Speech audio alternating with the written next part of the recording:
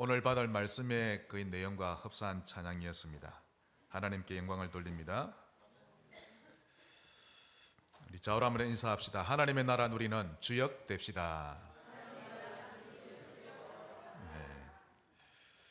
오늘은 이 본문을 가지고 형통한 인생이 되는 길이란 제목으로 말씀 받겠습니다. 화재가 발생했을 때 그 불 자체에 대여서 죽는 사람보다 연기로 질식해서 죽는 자가 훨씬 많다고 합니다. 그때 나오는 이 연기는 온갖 독성 물질을 포함하고 있기 때문인데요, 심각한 호흡기 문제를 일으켜서 질식사하게 하는 것입니다. 그래서 소방청 국가화재센터에서 밝히기를 화재 시 사망 원인의 60%가 이런 연기로 인해 죽는 것이다 라고 밝혔습니다. 이처럼 갑자기 터진 사고와 경제 문제, 건강 문제로 인해 무너진 사람들보다 그 사고로 인해 생기는 후유증, 즉 불안, 염려, 근심, 초조, 절망, 이러한 것들을 이기지 못해 무너진 사람이 훨씬 많다는 것입니다. 이런 사람은 삶을 비관하거나 자살하기도 하고 또 남을 죽이기도 하는데요, 사는 자체가 고통인 것입니다. 이러다 보니 누구든지 형통한 인생을 원하지만 내 뜻대로 되지 않는 것이 사실 우리 인생이죠. 여러분, 사고는 언제든지 생길 수 있습니다. 누구에게나 생길 수 있습니다. 7 렘넌트를 통해 알 수 있죠. 요셉처럼 가족에게 따돌림 당하는 문제, 심지어는 외국에까지 팔렸죠. 모세처럼 어릴 때 해외로 팔려가게 되는 입양 문제, 다윗처럼 억울한 누명을 쓰고 지명수배범이 되어서 10수년간 도망자로 살아야 하는 그런 문제, 어떤 이는 사기를 당해서 하루아침에 빚더미에 앉기도 하고, 어떤 이는 교통사고를 당해서 일평생 장애를 안고 살아가야 하는 그런 문제를 만나기도 합니다. 사람마다 다양한 문제를 가지고 인생을 살아가는데, 그렇다면 이런 사고와 연기가 피어오를 때 우리는 어떻게 해야 할까요? 어떻게 해야 형통한 인생이 될 수 있습니까? 그 첫 번째로 오직 하나님의 인생입니다. 한번 따라합시다. 오직 하나님. 오늘도 하나님의 음성 들으셔야 합니다. 오늘도 제가 이 설교를 준비 안 했거든요. 다른 거 준비하는데 하나님 말씀 안 줍니다. 신기하죠. 그런데 이 말씀을 딱 준비하니까, 그래, 월요일 날 눈치를 챘습니다. 지난 월요일 하나님이 말씀을 계속 주시는 거 있죠. 하나님이 여러분을 사랑하셔서 말씀을 인도하십니다. 형통한 인생은 모두가 꿈꾸는데 어떻게 하면 됩니까? 좋은 남자 만나면 됩니까? 좋은 여자 만나면 되나요? 아닙니다. 첫째, 오직 하나님, 그 인생 되면 됩니다. 그런데 한국 교회 보십시오. 수많은 교인들이 믿다가 낙심하죠. 그 이유가 뭘까요? 이유는 많습니다. 교회 사람들 말에 상처받았다. 또 남들이 너무 나한테 아는 체 한다. 심지어는 나한테 너무 아는 체를 안 한다. 참 이유가 많습니다. 이 교회는 나하고 안 맞다 등등 여러 가지 이유를 말하는데요, 그러나 진짜 이유는 하나님을 체험하지 못해서 낙심하는 것입니다. 사실 그동안 교회당만 출입했던 것이지 살아계신 하나님에 대한 체험은 전혀 하지 못했기 때문에 낙심하는 것입니다. 누구든지 하나님을 체험하면 사람은 달라지는 것입니다. 영혼 속에 믿음이 꽉 틀어져 보십시오. 믿음만 들어차면 목에 칼이 들어와도 눈썹 하나 까딱하지 않는 것입니다. 하나님이 여러분 인생의 주인으로 들어오셔야 합니다. 제가 2-3주 전입니까? 목회자 그 수련회 속초에 갔다 왔죠? 그게 강원도 양양에 있는 낙산사에 제가 잠시 들러봤는데요, 한 20년 전에 거기에 제가 살았었기 때문에 좀 압니다. 오랜만에 갔죠. 낙산사에는요, 좀 오르막이 쭉 있는데 오르내리는 산 길마다 그 옆에 돌탑이 얼마나 많은지 모릅니다. 조그마한 돌들 막 쌓아놓는 거 있죠? 그게 끝이 없는 거 있죠. 저기까지. 아마 그곳을 찾은 사람들이 각자의 소원을 담고 앞으로 잘 되기를 바라는 마음에서 돌을 하나씩 올려놓았을 것인데, 미안하지만 우리 인생은 그런 걸로 기륭화복이 결정되는 것 아닙니다. 또 여러분, 굿을 많이 하는 데 가보십시오. 신기하게 여기는 이제 굿하는 곳으로 소문나면 옆에 생선, 살아있는 물고기, 그리고 거북이 파는 사람들 제법 보입니다. 왜 그런지 아십니까? 그런 생물을 사서 물가에 방생해주면 앞으로 인생이 잘 풀린다고 해서 그걸 믿기 때문에 그렇게 하는 거죠. 인생은 그런 걸로 풀리는 건 역시 아닙니다. 다 속이는 겁니다. 그래서 귀신들은 어떻게 쓰든지 사람들 눈이 하나님을 향하지 못하도록 속이는 것입니다. 어쩌든지 세상에서 답을 찾도록 만들지 하나님에게서 답을 찾지 못하도록 온갖 미신을 드러내는 것입니다. 모든 인생길은 하나님 손에 달려 있습니다. 잠언 20장 24절, 사람의 걸음은 여호와로 말미암나니 믿으시길 바랍니다. 여러분의 걸음은 하나님으로 말미암는데요, 사람이 어찌 자기의 길을 알 수 있으랴. 그러므로 오직 하나님 하면 되는 것입니다. 그 하나님이 누구십니까? 먼저 성부 하나님, 거룩하신 하나님 아버지시죠.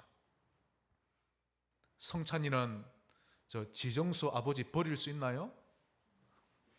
있을 수가 없죠. 채연이는 아버지 버릴 수 있나요? 그런 거 생각 자체가 없죠. 그럴 수가 없죠. 저도 아버지 돌아가셨지만 있을 수가 없는 거죠. 여러분은 육신의 아버지를 부인하거나 버릴 수 없는 것입니다. 만일 육신의 아버지를 버린다면 그는 좀 이전에 아버지께 큰 상처를 받았거나 또는 폐륜아들이 그렇게 하는 것이죠. 그러나 일반적인 사람은 그러지 않습니다. 대개 보면 아버지 생일이 딱 다가오면 이미 다 생각하고 있습니다. 정상적인 자녀는. 그리고는 용돈을 드릴까 선물을 드릴까 그렇게 챙겨드리고, 특히 딸들은 자기 아버지가 옷을 아무렇게나 입고 다니면 안 된다고 하면서 아버지 옷도 코디를 딱 해드리고, 만일 누군가가 자기 아버지를 업신여기거나 무시하면 절대 가만히 있지 않죠. 당장 달려가서 무슨 수를 써서라도 따지고 그 사람에게 용서를 받아내려고 하는데요, 그만큼 아버지의 위신을 지켜드리려고 하는 것입니다. 그런데 일단 불신자는 놔두고 구원받은 신자들이 자기 육신의 아버지는 그렇게 위하면서 왜 하나님은 여러분의 아버지인데 아버지로 섬기질 못합니까? 큰 잘못입니다. 분명히 하나님은 우리를 그분의 자녀로 태어나게 해주셨고 그분은 우리의 아버지신데 우리는 왜 우리 기분에 따라 그분을 믿었다 안 믿었다 하고 예배를 나왔다 안 나왔다 그래야 합니까? 어떤 사람은요, 주의 종이 강단에서 성도 여러분 예배에 승리합시다 라고 하면 기분 나쁘다면서 교회에 안 나와버립니다. 또 여러분의 뜻대로 살지 말고 하나님 말씀의 원리대로 삽시다 라고 하면 듣기 싫다면서 다른 데로 가버립니다. 그러면서 내 입맛에 맞는 교회를 찾아 헤매는 것이죠. 알고 보면 우리가 너무 잘못 살고 있는 것입니다. 하나님 앞에 한번 생각해 보셔야 합니다. 하나님이 진정 여러분의 아버지가 맞습니까? 회복하셔야 합니다. 너무 우리가 잘못 살고 있죠. 형통하고 싶어도 결코 형통할 수 없는 인생을 살고 있는 것입니다. 육신의 아버지는 그렇게도 잘 챙겨드리면서 그렇게 애를 쓰는데 우리를 구원하신 하나님 아버지에 대한 생각은 감각이 없는 것입니다. 여러분, 천국 가면 더 이상 장가도 안 가고 시집도 안 갑니다. 천국 가면 가족관계 그런 거 없어집니다. 마태복음 22장 29절로 30절, 예수께서 대답하여 이르시되 너희가 성경도 하나님의 능력도 알지 못하는 거로 오해하였도다. 부활 때에는, 우리가 주님 앞에 갈 때에는 장가도 아니 가고 시집도 아니 가고 하늘에 있는 천사들과 같으니라. 천국에 가면 이 땅에 있을 때의 가족관계는 사라지고 오직 하나님 아버지 한 분만 바라보고 사는 것입니다. 그런데 이 땅에서 육신의 아버지보다 하나님 아버지를 더 섬길 줄 모르는 거 있죠. 그러므로 예배관, 경제관, 인생관, 헌금관, 신앙생활관 모두 자기 생각대로 하라는 것입니다. 하나님 아버지가 완벽하게 다 알려주셨는데 그럼에도 불구하고 그 원리를 싫어하고 받아들이질 않으려는 거지요. 그래서 인생이 꼬이고 어려워지는 것입니다. 성부 하나님을 여러분의 친아버지로 모셔드리시길 바랍니다. 이것이 형통한 인생이 되는 비밀입니다. 또한 성자 하나님, 우리가 하나님을 먼저 잘 알아야 되겠죠. 성자 하나님, 우리의 유일한 구주가 되신 예수 그리스도이십니다. 유일한 길이요 진리요 생명 되시고 이분을 믿으면 멸망치 않고 영생을 얻게 되는데 절대적입니다. 이분의 이름을 부르면 악한 영들이 두려워하며 떠나게 되죠. 당연한 원리인 것입니다. 예수 이름을 부르면, 그것도 지속해서 부르면 오랫동안 여러분을 얽어매고 있던 올무 끊어집니다. 집을 나가 방황하던 가족이 돌아오게 되고 풀리지 않던 경제 활로가 열리게 되는데요, 이 성자 하나님의 이름이 이토록 위대합니다. 예수님에 대한 성경 구절 누리시길 바랍니다. 먼저 이사야 9장 6절, 주님이 이 땅에 오시기 700년 전에 예언된 내용입니다. 이는 한 아기가 우리에게 낳고 한 아들 즉 독생자를 우리에게 주신 바 되었는데 그의 어깨에는 정사를 메었고 그의 이름은 기묘자라 모사라 전능하신 하나님이라 영존하시는 아버지라 평강의 왕이라 할 것임이라. 이 정사를 메었다라는 말은요, 온 우주와 모든 열방을 다스리고 계신다라는 뜻입니다. 성자 하나님은 통치자시요 주권자시라는 뜻이죠. 그분은 기묘자요 즉 기이한 일을 행하시는 기적의 하나님이시요 모사 진정한 상담가요 좋은 자시요 전능하시고 영원하신 평강의 왕 우리의 아버지가 되십니다. 예수님을 누리시길 바랍니다. 이분이 직접 말씀하셨습니다. 요한복음 19장 30절 다 이루었다. 그러므로 예수 그리스도는 모자란 분이 아닙니다. 완전하신 하나님이죠. 그분이 조금이라도 모자라서 우리에게 또 다른 구원자를 보내셨거나 그런 적이 없습니다. 예수님이 모자라서 이만희를 메시아로 보낸 적 없습니다. 제발 속지 마세요.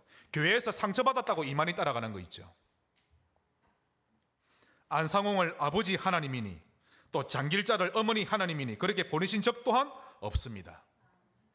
또 마리아를 예수님 대신해서 기도에 응답해 주는 중보자로 보내신 적도 없습니다. 마리아는 그녀의 몸을 예수님이 이 땅에 오시기 위해 사용하셨을 뿐이고 예수님을 낳았다고 그를 하나님으로 섬기는 거 있죠. 이 예수님이 우리의 유일한 길이요 진리 생명 되십니다. 이 땅에 사람의 모습으로 오신 참 구주가 되시죠.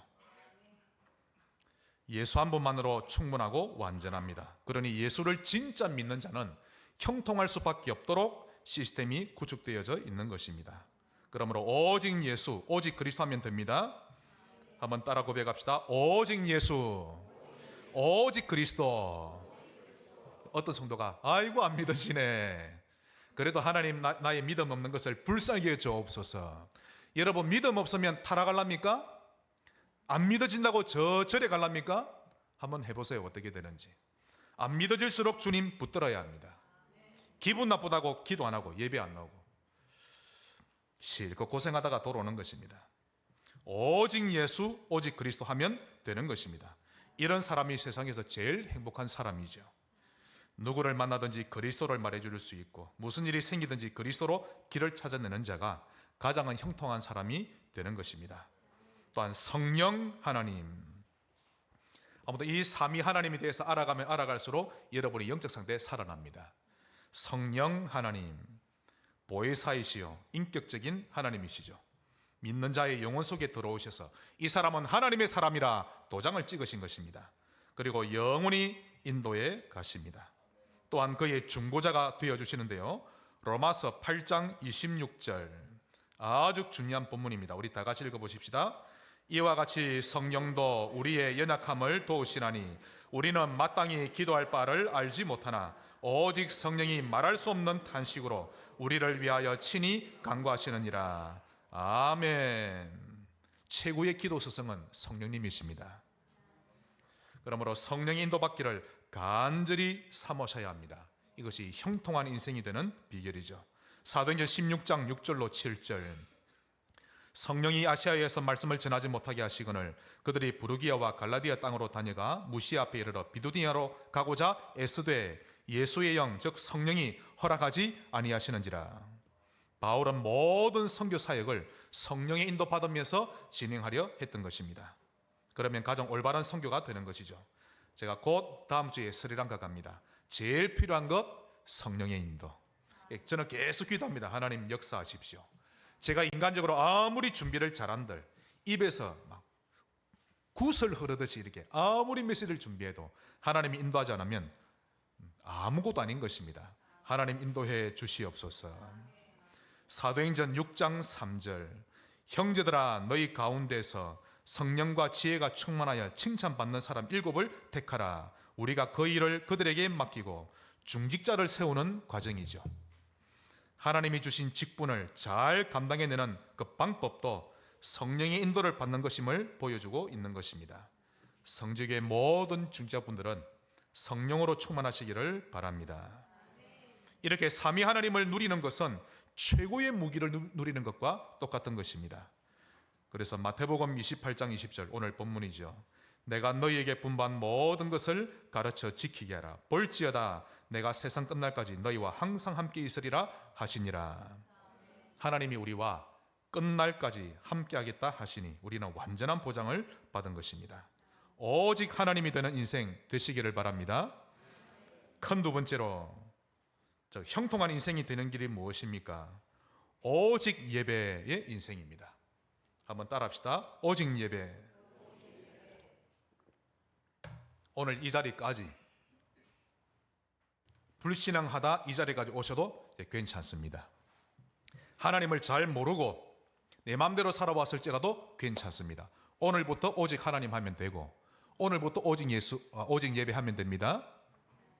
자, 예배란 무엇인지를 정확하게 알아야 되겠죠. 예배란 뜻을 찾아보니까 일단 먼저 히브리어로 보니까 두 가지가 있습니다. 아바드라는 단어인데 봉사와 섬김을 말하는데요. 또 쏴하라는 단어인데 엎드린다, 굴복하다라는 뜻인데 숭배와 순종의 의미를 가지고 있습니다. 또 헬라어로 보면 프로스퀴네오라는 단어인데요. 종이 주인에게 문안할 때 존경의 표시로 머리를 조아리며 발에 입 맞추는 것을 예배다라고 표현하고 있습니다. 다시 말해서 예배란 피조물인 인간이 창조주 하나님께 그의 합당한 존경과 영광을 돌려드리는 것인데 예배를 통해 하나님의 높으심과 그분의 가치를 인정해드리는 것입니다. 그때 구속의 은혜를 감사하고 그때 하나님의 영은 임재하셔서 우리 영혼을 새롭게 하시는 시간이 예배인 것입니다. 그러므로 예배 시간이 하나님을 체험하기 가장 좋은 시간이 될 수 있죠. 예배 성공이 인생 성공인 것입니다. 어떤 예배를 드려야 합니까? 즉 하나님은 어떤 예배를 받으십니까? 미가서 6장 6절 7절입니다. 내가 무엇을 가지고 여호와 앞에 나아가며 높으신 하나님께 경배할까? 내가 번제물로 1년 된 송아지를 가지고 그 앞에 나아갈까? 여호와께서 천천의 순양이나 만만의 강물 같은 기름을 기뻐하실까? 이 기름은 짐승에서 짜낸 기름입니다. 이 기름, 즉 수많은 짐승을 드리면 기뻐하실까? 평상시 피제사하다 보니 일단 그냥 피제사만 드리기만 하면 하나님은 무조건 좋아하시는 줄 알았는데 그게 아니었던 모양입니다. 그냥 내 허물을 위하여 내 맏아들을 또 내 영혼의 죄로 말미암아 내 몸의 열매를 드릴까? 우리 집에 있는 장남 이 성인이를 하나님께 바치면 하나님 기뻐합니까? 심지어는 내 몸을 죽여서 자기라면 하나님이 기뻐하십니까? 아닙니다.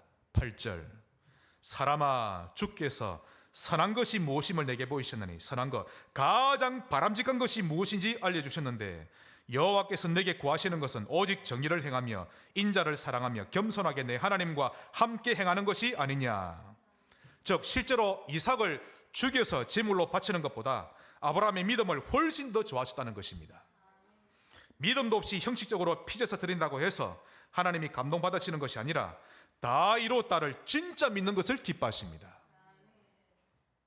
하나님의 뜻을 아셔야 합니다. 하나님을 믿으세요. 다 이루셨음을 믿고 그분이 우리와 함께 하심을 믿으면 됩니다. 어려울 때도 믿고 순조로울 때도 믿고 멍할 때도 믿고 모든 상황에 하나님의 주권을 인정하시기 바랍니다. 이 믿음 가지고 예배드리는 것을 하나님은 원하십니다. 오직 예배, 이것이 형통한 인생이 되는 길입니다. 예배도 드리도 되고 안 드려도 되고 아닙니다.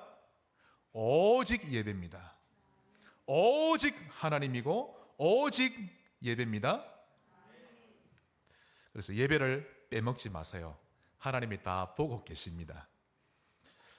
어느 부부가 교회를 다니고 있었는데 둘 다 교회 재직이었습니다.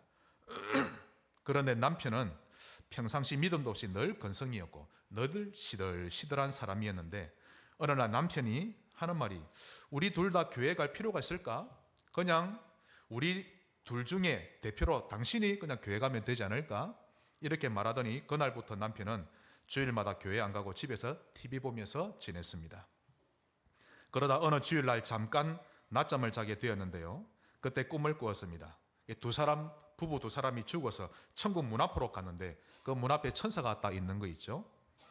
천사가 너희는 누구냐? 네, 저희는 부부입니다. 그래? 그러면서 잘 자세히 쳐다보더니 그런 둘 중에 대표 한 사람만 들어오느라 아내인 네가 들어오고 너는 당장 나가 이러죠. 호통을 치는데요, 그때 남편은 꿈에서 허들쩍 깨어났습니다. 잠에서 깬 남편은 얼마나 놀랐던지 진땀을 흘리고 그날 이후로 하나님을 잘 섬겼다는 그런 얘기가 있습니다. 예배 시간은 하나님이 영으로 개입하시고 임재하시는 시간입니다. 영적인 깨어있는 사람은 압니다. 이 시간 하나님이 임재하고 계시구나. 그러므로 하나님을 가장 많이 체험할 수 있는 때가 예배 시간인 것이죠. 예배를 가치 없는 것으로 여기는 사람은 가치 없는 인생이 되어져 갑니다. 반대로 예배를 가장 가치 있는 것으로 여기는 사람은 가장 가치 있는 인생이 되어지는 것입니다. 예배에는 종류가 있습니다. 먼저 공적 예배가 있습니다. 주일 예배, 수요 예배, 금요 기도회, 새벽 기도회, 구역 예배인데요, 교회에서 공식적으로 정해놓고 드리는 예배인 것입니다. 초대교회는 매일 교회에 모였습니다. 정상적인 교회는 매일 모입니다. 사적인 예배로는 개인적으로 하나님을 만나고 하나님 체험하는 예배인데요, 시간과 장소를 정해놓고 또 하나님을 찾는 정시 예배, 또 시간 장소 관계없이 계속해서 하나님과 교제하는 무시 예배가 있습니다. 예배를 평상시 잘 누리는 사람은 그 영적 파워 대단합니다. 예배를 늘 자주 드리는 사람 영적 파워 강합니다. 귀신은 딱 압니다. 보는 순간 딱 알죠. 저 하나님의 사람이구나. 왜냐하면 예배 때 하나님의 영이 임하시니까. 그래서 그런 영적 파워가 있는 사람은요, 그가 머무는 곳에 하나님 나라 강하게 임하는 것입니다. 여러분의 자녀들과 주변 성도들이 여러분을 보면서 저분은 진짜 예배자구나 라고 평가받게 되시기를 바랍니다. 마지막 큰 세 번째, 형통하게 되는 길이 무엇입니까? 오직 말씀의 인생입니다.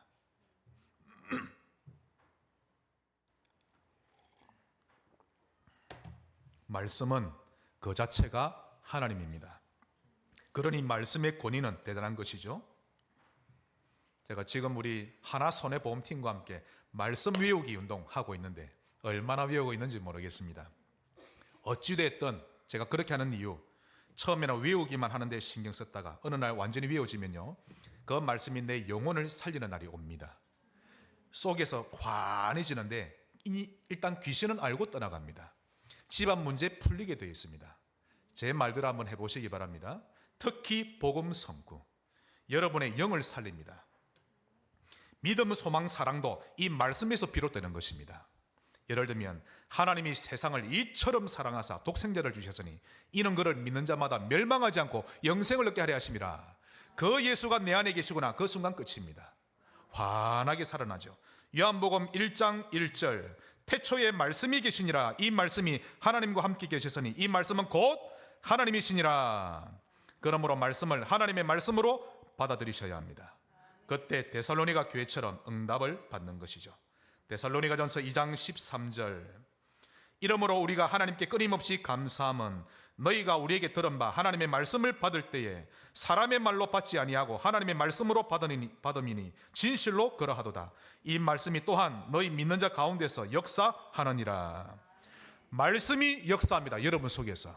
그러니 말씀이 내 안에 있어야만 역사하는 거죠. 말씀이 내 속에 역사하도록 여러분이 애를 쓰셔야 합니다. 중고등부도 참여하세요. 암송대회. 대청부는 당연히 참여하는 것이고, 하나님의 말씀은 등불이요 빛입니다. 시편 119편 105절, 주의 말씀은 내 발의 등이요 내 길의 빛이니이다. 이 말씀이 성취되는 주역 되시기 바랍니다. 하나님 말씀을 여러분의 등불로 빛으로 삼으면 길을 잃지 않게 됩니다. 마태복음 4장 4절, 예수께서 대답하여 이르시되 기록되었으되 사람이 떡으로만 사는 것이 아니요 하나님의 입으로부터 나오는 모든 말씀으로 살 것이라 하이느니라. 밥이나 떡은 육신을 지탱하는 양식이지만 말씀은 영혼의 양식이요 생명입니다. 그러니 말씀 없이 사는 자 절대 건강하지 않습니다. 집을 계약하든 자동차를 계약하든 아니면 어떤 사업을 계약하든 자녀가 진로를 선택할 때든 어느 때든지 먼저 말씀부터 먹고 그 힘으로 계약을 해야 되는 것이지, 말씀은 전혀 먹지 않고 영적으로 멍한 상태에서 결정해버리면 이 사단이 올무를 쳐놓은 것 전혀 눈치를 채질 못하는 것입니다. 말씀을 드셔야 합니다. 또한 말씀은 성령의 검입니다. 에베소서 6장 17절, 구원의 투구와 성령의 검 곧 하나님의 말씀을 가지라. 말씀을 읽다가 그러다 깨달아지고 옳거니 되죠. 그러다 확신이 들고, 이렇게 하는 것은 사단을 향한 무서운 공격을 가하는 행위입니다. 그러다 이 말씀이 내 속에서 더 깊이 깨달아져서 말씀 잡고 기도하게 되면 그때는 마귀의 심장을 찌르게 되는 것이죠. 귀신이 떠나가게 돼 있는 것입니다. 그러니 말씀 가지고 사는 자를 사단은 두려워하는데요, 그를 이기지를 못하는 것입니다. 반대로 사단은 말씀 없는 자를 가장 좋아합니다. 그런 자는 사단에게 식은 죽 먹기요 장난감이죠. 늘 속고 당하고 그렇게 살아가는 것입니다. 성령의 검 곧 말씀을 가지시길 바랍니다. 자, 말씀을 우리가 먹으면 어디에 머물까요? 말씀이 머무는 자리는 생각입니다. 생각이 살아날 수밖에 없죠. 여러분, 인생은 생각 이거 하나만 잘 다스려지기만 해도 형통한 길로 들어서게 되는 것입니다. 반대로 생각이 잘 다스려지지 아니하면 그 인생은 패망하고 마는 것입니다. 그러므로 여러분의 생각 속에 말씀이 자리 잡게 되면 무조건 승리하게 되어 있습니다. 김창옥을 머릿속에 두지 마세요. 그 사람의 강의를. 그거 아닙니다, 여러분. 진짜 아닙니다. 출발은 맞는데 끝에 가면 아닙니다. 거기 위로받다 보면요, 아니 김창옥 씨가 목사 되었다고 칩시다. 노골적으로 김창옥 씨가 설교를 할 때 절대 거기에 성령이 역사하지 않습니다.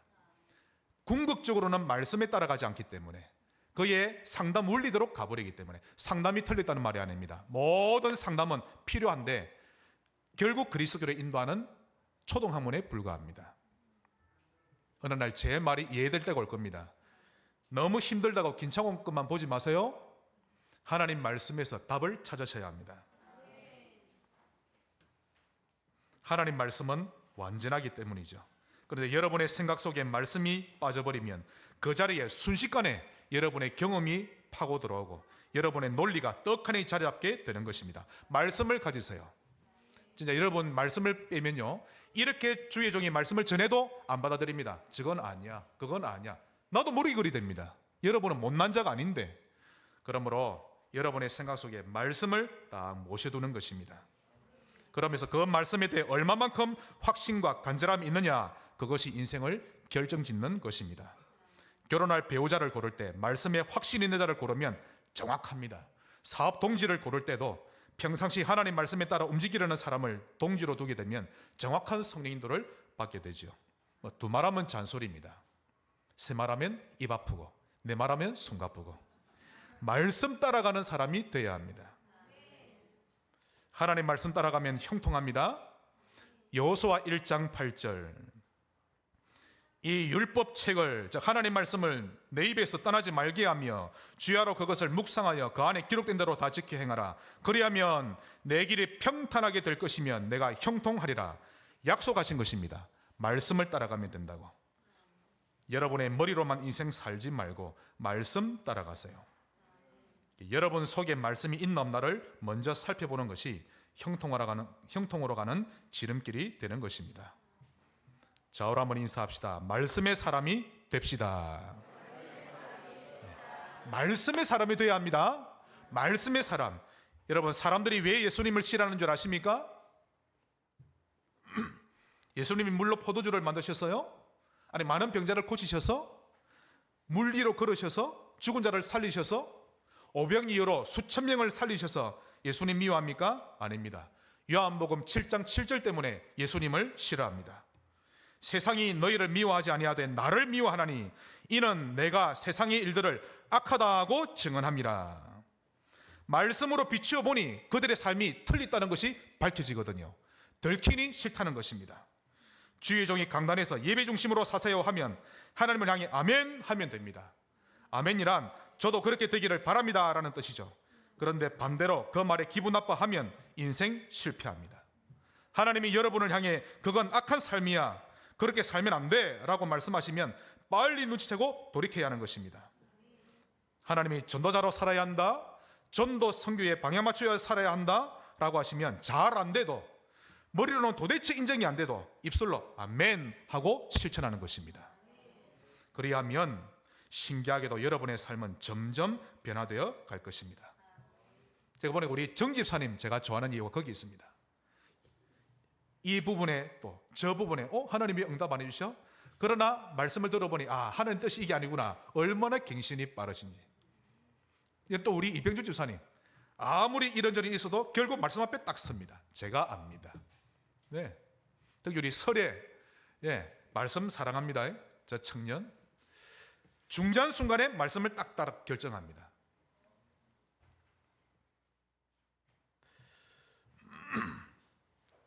만일 말씀을 기분 나쁘게 받아들이면 여러분의 인생은 손에 모래를 가득 움켜쥔 채 살아가는 헛수고 인생이 될 것입니다.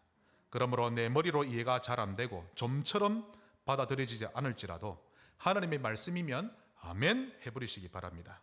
길이 열리게 되어 있습니다. 우리 교회 성도님들은 제가 보니까요, 이전보다 믿음이 더 많이 자랐습니다. 예전에는 노멘이 많았는데 요즘에는 아멘이 얼마나 많은지 모릅니다. 하나님이 응답하실 것입니다. 시편 1편 1, 2절 복 있는 사람은 악인들의 꾀를 따르지 아니하며 죄인들의 길에 서지 아니하며 오만한 자들의 자리에 앉지 아니하고, 즉 복 있는 사람은 오직 여호와의 율법을 즐거워하여 그의 율법을 주야로 묵상하는도다. 오직이란 걸 잘 보셔야 합니다. 오직 하나님 말씀을 즐거워하고 주야로 묵상하는 자입니다. 이 구절이 성취되는 일에 정인되시기를 주 예수 이름으로 축원합니다. 결론 맺겠습니다.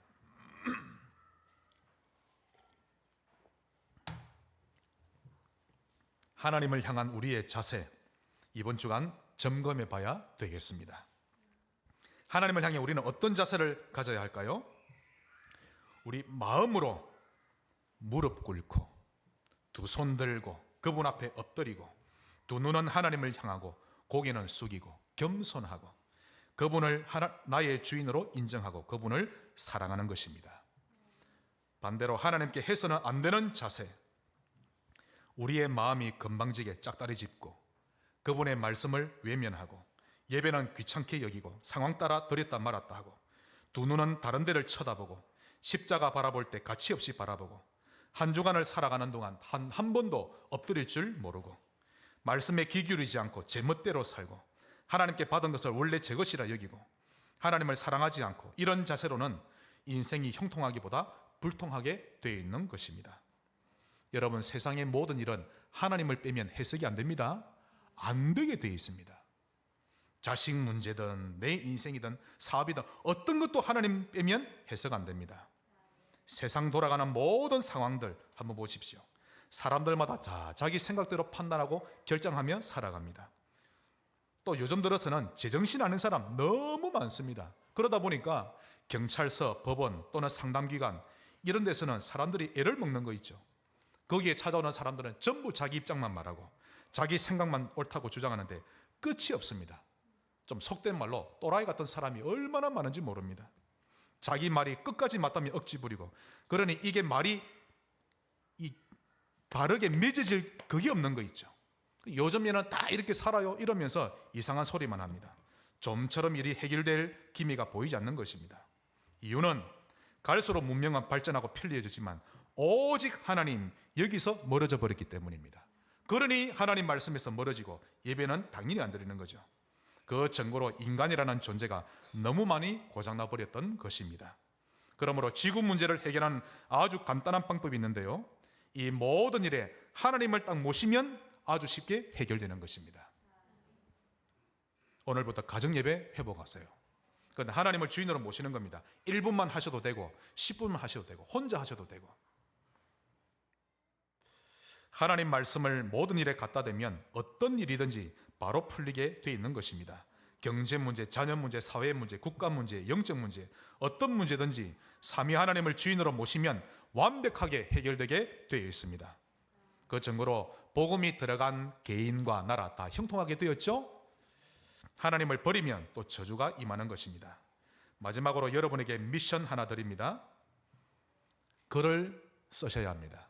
어떤 글을 쓰는가 하면 잘 받아 적으셔야 됩니다. 나는 이제부터 삼위 하나님을 나의 아버지로 내 인생의 주인으로 모십니다. 다시, 나는 이제부터 삼위 하나님을 나의 아버지로, 내 인생의 주인으로 모십니다. 이 글과 그 밑에 마태복음 28장 20절, 내가 세상 끝날까지 너희와 항상 함께 있으리라, 이 글을 적고 고백하는 것입니다. 형통한 인생의 증인 되시기를 예수 그리스도 이름으로 축원합니다. 하나님 감사합니다. 오늘부터 오직 하나님, 오직 예배, 오직 말씀을 향해 걸어갑니다. 가장 행복한 인생을 사는 증인 되게 하옵소서. 예수 그리스도 이름으로 기도하옵나이다. 아멘.